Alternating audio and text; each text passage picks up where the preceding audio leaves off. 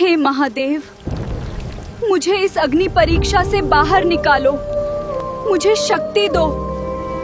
प्रभु, हे मेरे भगवान, मेरी परीक्षा मत लीजिए, आकर मेरी रक्षा कीजिए। उस रात पहली बार नारद रो पड़े थे।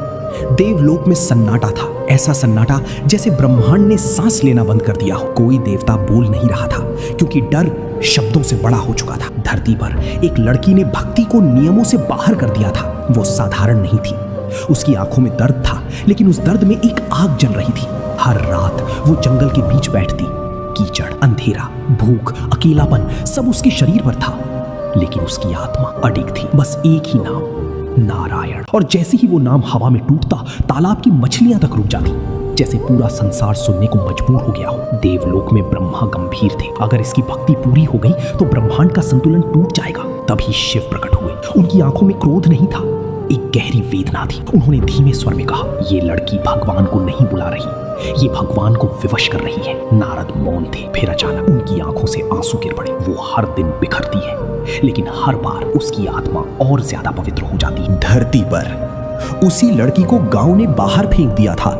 लोग उसे पागल कहते थे और उसकी भक्ति को झूठ। उस रात बारिश पागल थी, आसमान जैसे रो रहा था।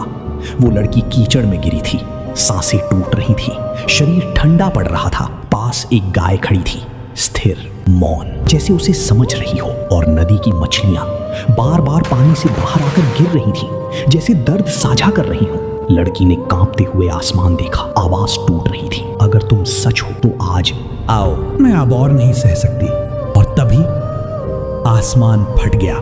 कोई गर्जना नहीं, कोई प्रकाश नहीं, बस एक देवताओं का रथ धरती पर उतरा। हवा रुक गई, समय जम गया। नारायण सामने थे, लेकिन इस बार वो भगवान नहीं लगे।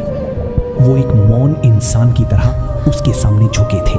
उन्होंने उसका हाथ उठाया और कहा, जिसे दुनिया ने मिटा दिया उसे आज मैंने अनंत बना दिया है। लड़की की आंखें बंद हो गई, बारिश थम गई, गाय ने आंसू बहाए और मछलियां शांत हो गई। और कहा जाता है उस रात देवताओं ने पहली बार समझा, भक्ति पूजा नहीं होती, भक्ति वो आग है जो इंसान को जलाकर सीधे ईश्वर के सामने खड़ा कर देती है।